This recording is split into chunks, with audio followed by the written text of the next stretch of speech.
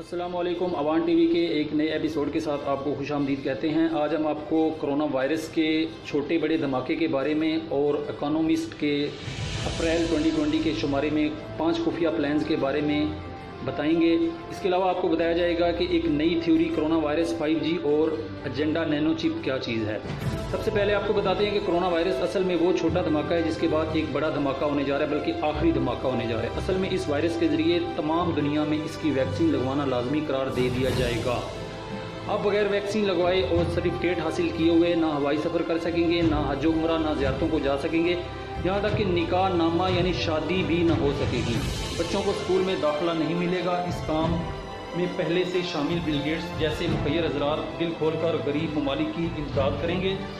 اب آپ کی شاید سمجھ میں یہ بھی آ جائے گا کہ ایک کمپیوٹر سافٹ ویئر کی صلاحیت رکھنے والا دنیا کا امیر ترین شخص اپنا کام چھوڑ کر ویکسین کی فیلڈ میں کیوں گھس گیا۔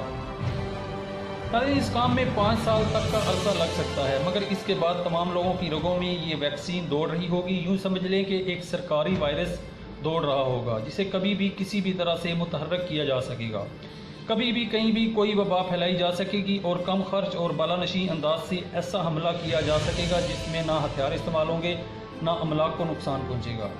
اسی دوران دشمن کو ویکسین بیچ کر اور قرضہ دے کر مزید اپنے جال میں پھنسایا جا سکے گا۔ تو بھائیو، کرونا یا کووڈ-19 کا کام صرف آپ کو ویکسین لگوانے کے لیے تیار کرنا ہے۔ اصل دھماکہ اس کے بعد ہوگا۔ اللہ ہم سب کو دجال کی چالوں اور فتنہ سے محفوظ رکھے۔ اب ہم ڈسکس کرتے ہیں کرونا وائرس تھیوری، 5G اور ایجنڈا نینو چپ۔ اکانومسٹ میگزین اپریل 2020 شمارے میں 5 خفیہ پلانز کا اعلان کیا گیا ہے۔ اس ویڈیو میں ہم آپ کو 1 بائی 1 سب پلانز کے بارے میں مختصراً بتائیں گے۔ نمبر 1 پہ ہے everything is under control. اس کے معنی ہے ہر چیز طے شدہ منصوبے کے مطابق ہمارے کنٹرول میں ہے۔ ایک طرف پوری دنیا کرونا سے ڈر کر گھروں میں بیٹھی ہوئی ہے، حکومتیں سکڑ کر دارالحکومتوں تک محدود ہو گئی ہیں، عوام کو 2 وقت کی روٹی کے لالے پڑ گئے ہیں، کئی ممالک کو اپنی حیثیت برقرار رکھنے کے خطرے کا سامنا ہے۔ لیکن آپ دیکھیں کہ وہیں یہودی میگزین فخریہ کہتا ہے کہ every thing is under control. یہ بات عقل مندوں کے کان کھڑے کرنے کے لیے کافی ہے۔ کرونا وائرس کے ذریعے جس جال کو بچھایا گیا ہے وہ بالکل توقعات کے عین مطابق پورا ہو رہا ہے۔ تبھی تو یہودی میگزین فخریہ کہتا ہے کہ سب کچھ طے شدہ منصوبے کے مطابق ان کے کنٹرول میں ہے۔ نمبر 2 پہ ہے جی بگ گورنمنٹ۔ اس سے مراد عالمی حکومت ہے۔ اس بڑی حکومت کو یہودی دانا بزرگوں کی خفیہ دستاویزات دی الومیناٹی پروٹوکولز میں سپر گورنمنٹ کے نام سے بار بار بیان کیا گیا ہے، جن کے مطابق پوری دنیا کی ایک ہی عالمی سپر گورنمنٹ بنائی جائے گی جس کا حکمران فرعون و نمرود کی طرح پوری دنیا پر اپنے مسیحا کے ذریعے حکومت کرے گا۔ یہاں یہ بتانا بھی ضروری سمجھتے ہیں کہ ان کی عالمی حکومت بن چکی ہے، یہ اقوام متحدہ ہے، صرف اس کا اعلان نہیں کیا گیا۔ ان کا منصوبہ یہ ہے کہ مستقبل میں کسی بھی وقت دنیا میں کرائسس پیدا کر کے جیسے اس وقت ہیں، اقوام متحدہ کو ایک عالمی سپر حکومت میں تبدیل کر دیا جائے گا۔ اقوام متحدہ کے جو بھی ادارے ہوں گے انہیں وزارتوں میں تبدیل کر کے اسے عالمی سپر گورنمنٹ قرار دے دیا جائے گا، اور اس حکومت کی باغ دوڑ یہودی النسل ایسے شخص کے ہاتھ میں دی جائے گی جو دجال کے لیے ہیکل سلیمانی تعمیر کرے گا اور یہودیوں کو چھوڑ کر باقی پوری دنیا کی اقوام کو اپنا غلام بنا لے گا۔ اب موجودہ دور میں آ جائیں، برطانوی وزیر اعظم سے لے کر بہت سے عالمی رہنماؤں نے اب تک کھل کر کہنا شروع کر دیا ہے کہ ایک عالمی حکومت بننی چاہیے۔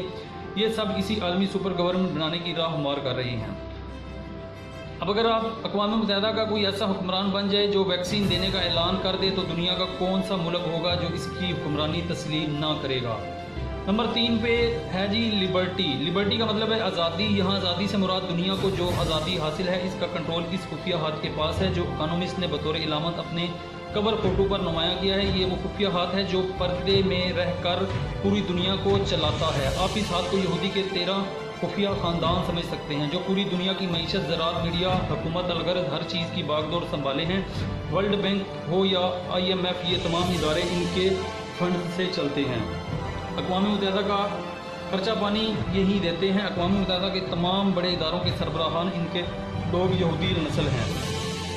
نمبر 4 پہ اس شمارے میں ہے جی وائرس، یعنی کہ کرونا وائرس کا کنٹرول بھی اسی خفیہ ہاتھ کے پاس ہے۔ جب پوری دنیا وائرس کے خوف سے کانپ رہی ہے تو یہ لوگ कौन हैं जो कहते हैं कि वायरस इनके काबू में है। इसराइली वज़ीर दिफा खुद कहते हैं कि हमें वायरस से कोई परेशानी नहीं, क्योंकि जब 70% आबादी को कोरोना मुतासर कर लेगा तो फिर अज़ खुद ख़त्म हो जाएगी। यानी वो पहले से जानते हैं कि इतने फ़ीसद आबादी मुतासर होगी, लेकिन साथ ही किसी किस्म की इन्हें परेशानी भी नहीं है।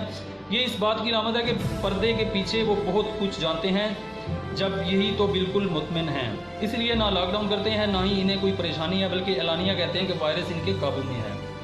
आखिरी नंबर पे जो इकोनॉमिस्ट 2020 शुमारे में आया है, द ईयर विदाउट विंटर, इसको अगर डी कोड करते हैं तो इसका मतलब ये होगा कि इस साल दुनिया को मौसम सरमा घरों में कैद रह कर गुजारना पड़ सकता है। याद रहे कि इस वक्त साल का चौथा महीना अप्रैल ख़त्म हो चुका है, लेकिन इन्होंने ऐलान कर दिया कि इस साल मौसम सरमा नहीं होगा। यानी दुनिया मौसम सरमा के मज़े इस साल नहीं ले सकेगी। यहाँ ये बताना ज़रूरी समझूंगा कि कोरोना वायरस पर बनी फिल्म कंटेजियन में भी एक डायलॉग बिल्कुल ऐसा ही सुनने को मिलता है। एक लड़की वैक्सीन की अदम दस्तयाबी पर उकताते हुए कहती है कि यानी इस साल मेरा मौसम सरमा बर्बाद हो जाएगा, क्योंकि मुझे घर में कैद रहकर गुजारना होगा।